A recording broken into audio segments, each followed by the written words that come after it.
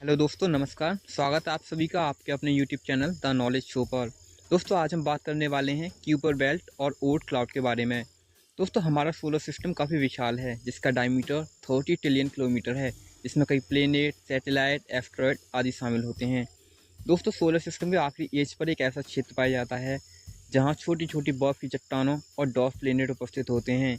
इस पूरे surrounding area को क्यूपर बेल्ट कहते हैं। दोस्तों, क्यूपर बेल्ट सोलर सिस्टम के ऑर्बिट, आउटर प्लेनेट नेपच्यून की ऑर्बिट से शुरू होकर 50 एस्ट्रोनॉमिकल यूनिट तक फैली हुई एक विशाल का क्षेत्र है।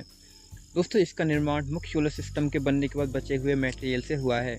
गैस क्यूपर बेल्ट अर्थ और मार्स के मध्य पाए जाने वाले एस्टेरॉयड बेल्ट की तरह ही है, किंतु इसका आकार आपको हैरान कर देगा। दोस्तों, क्यूपर बेल्ट एस्टेरॉयड बेल्ट के कंपेरिजन में 20 टाइम्स वाइडर और 200 टाइम्स लार्जर है। दोस्तों, अपने पेरेंट स्टार सन से 30 एस्ट्रोनॉमिकल यूनिट दूर होने के कारण यहाँ सोलर रेडिएशन का अभाव है, जिसके कारण क्यूपर बेल्ट का average temperature remarkably -223 degree Celsius है। इतने कम टेम्परेचर पर हाइड्रोजन और हीलियम को छोड़कर बाकी सारी गैसें अपनी लिक्विड फॉर्म प्राप्त कर लेती हैं। दोस्तों, यही कारण है कि क्यूपर बेल्ट में हाइड्रोजन और हीलियम ही अपनी फ्री स्टेट में मौजूद होती हैं। दोस्तों, क्यूपर बेल्ट में अब तक 2000 से ज़्यादा ऑब्जेक्ट्स को आइडेंटिफाई कर लिया गया है, जिसमें से कुछ डॉर्फ प्लेनेट जैसे कि प्लूटो, एरोकोट, एरिस और ह्यूमा प्रमुख हैं। दोस्तों, इंटरेस्टिंगली एरिस कभी हमारे सोलर सिस्टम के 9th प्लेनेट कहे जाने वाले प्लूटो से काफ़ी बड़ा है। Gas Kuiper belt short period comets का एक डेंस रीजन है। ये 200 ईयर्स तक सर्वाइव कर पाते हैं। दोस्तों, आईसी ऑब्जेक्ट्स कभी कभी इनर सोलर सिस्टम के मैसिव ऑब्जेक्ट्स जैसे कि सन, जुपिटर और नेपच्यून के ग्रेविटेशनल पुल के कारण इनर सोलर सिस्टम की ओर मूव करने लगते हैं, जिससे इसकी कॉमेटल टेल डेवलप होती है और अंत में ये किसी मैसिव ऑब्जेक्ट की ग्रेविटी में फॉल कर जाते हैं। दोस्तों, अब हम बात करने वाले हैं ओर्ट क्लाउड्स की। Guys, Oort clouds trillions of icy object और कॉमेट से बना के स्फेरिकल सेल है, जो क्यूपर बेल्ट से बाहर का रीजन है, जो सूर्य से 3 लाइट ईयर्स की दूरी तक एक्सटेंडेड है।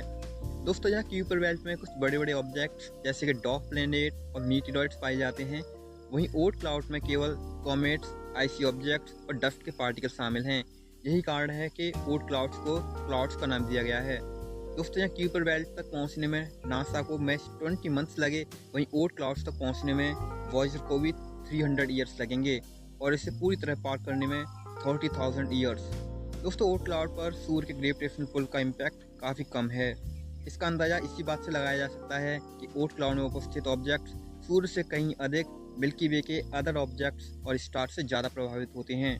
गाइस, आपको सरप्राइज होगा कि ओर्ट क्लाउड का आउटर मोस्ट रीजन हमारे सन और हमारे सोलर सिस्टम के nearest star system Alpha Centauri से समान दूरी पर है। ओर्ट क्लाउड और क्यूपर बेल्ट की एवोल्यूशन और इसके ओरिजिन को समझने के लिए हमारी पृथ्वी से कई स्पेसक्राफ्ट भेजे गए हैं। नासा का न्यू हॉरिजन मिशन यान 2015 में क्यूपर बेल्ट में अल्टीमा 2 के बर्फीले ऑब्जेक्ट से गुजरा, जिसने हमारे सोलर सिस्टम के ओरिजिन और एवोल्यूशन को समझने में मदद की। आपको बता दें कि अल्टीमा 2 प्लूटो से 1.6 बिलियन किलोमीटर दूर और हमारी पृथ्वी से 6.4 बिलियन किलोमीटर दूर स्थित आईसी ऑब्जेक्ट्स हैं, जिसे हबल टेलीस्कोप ने 2014 में डिस्कवर किया था। तो दोस्तों, कैसी लगी आपको हमारी ओर्ट क्लाउड और क्यूपर बेल्ट के बारे में दी गई जानकारी? कमेंट करके बताइएगा।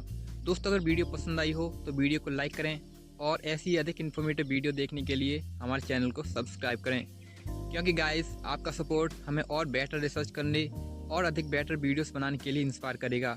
दोस्तों, मिलते हैं आपसे अगली वीडियो में। तब तक के लिए ध्यान रखिएगा अपनी हेल्थ का। जय हिंद गाइस।